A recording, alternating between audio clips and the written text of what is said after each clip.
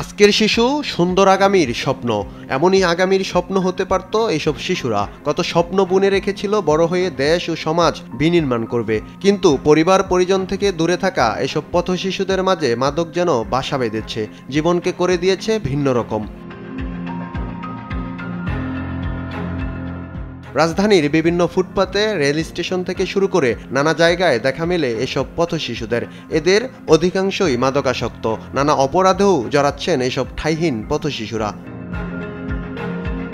মাদক গ্রহণের পাশাপাশি বিক্রির সঙ্গে জড়িয়ে পড়া পথ শিশুর সংখ্যা প্রায় 44%-এরও বেশি। ছিনতাইয়ের মতো অপরাধেও জড়িত প্রায় 21% পথ শিশু। সংখ্যা বৃদ্ধির পাশাপাশি পথ শিশুদের মধ্যে মাদক গ্রহণের প্রবণতা বাড়ছে। পরিবার থেকে বিতাড়িত কিংবা বাবা মায়ের বিচ্ছেদকেই মাদক সেবনের কারণ হিসেবে বলছেন তারা। সারাদিন খাই, একটু খাই, আর রাইখে দেয়। মা নাই, বাবা আছে, মানে বাইরে করে দিছে ঘরেতে, দেখতে পারেন আরেকটা বিয়া করছে।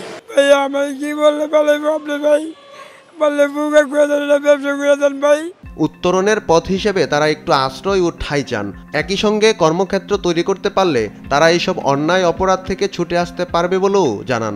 সরকারের কাছে মানে একটা ভালো ব্যবসা চাই, জানি নিজে ব্যবসা করে জীবন যেমন চালাইতে পারি।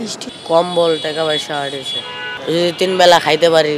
সংশ্লিষ্টরা বলছেন, পথ শিশুদের পারিবারিক শৃঙ্খলা, শাসন ও আদর না থাকায় তারা মাদকে জড়িয়ে পড়ছে। মাদক সেবনের পাশাপাশি কন্যা শিশুরা যৌন হয়রানির শিকার। অনেকাংশ সময় আমরা দেখি এমন কিছু লোকের সাথে মিলিত হয়, এমন কিছু শিশুর সাথে মিলিত হয় যারা আসলে অ্যাডিক্টেড। আবার আমাদের যারা রাষ্ট্রীয় পর্যায়ে যারা এসব নিয়ে কাজ করার কথা ছিল, তারাও কিন্তু প্রপারলি ফাংশন করছে না। সেটা হোক একাডেমিক পারপাস, সেটা হোক বিভিন্ন সোশ্যাল ওয়েলফেয়ার বেসড অ্যাক্টিভিটিস, অথবা যে কোনো ভলান্টারি অ্যাক্টিভিটিসের সাথে যদি আপনাদেরকে ইনভলভ করাতে পারে, তাহলে এটা কিন্তু খুব ভালো একটা কাজ দিবে। অপরাধ বিশেষজ্ঞরা বলছেন, পথ শিশুর সঠিক সংখ্যা নির্ধারণ করে সংশ্লিষ্ট মন্ত্রণালয়গুলোকে কার্যকর উদ্যোগ নিতে হবে। পাশাপাশি তাদের সুরক্ষায় সমাজের সবাইকে এগিয়ে আসতে হবে।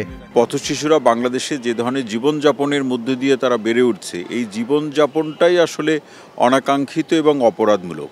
আর এই অবস্থা থেকে তাকে বের করে নিয়ে আসা বা তার পুনর্বাসন, যোগ্য নাগরিক হিসাবে তাকে প্রতিষ্ঠিত করার জন্য যে ধরনের ব্যবস্থাগুলো রাষ্ট্রীয় পর্যায় থেকে বা বেসরকারি পর্যায় থেকে প্রয়োজন, সেই যথাযথ ব্যবস্থা নেই। পথের ধারে থাকা পথ শিশুদের আপন ঠিকানা খুঁজে পেতে গুরুত্বপূর্ণ ভূমিকা রাখতে হবে সমাজও রাষ্ট্রকেই।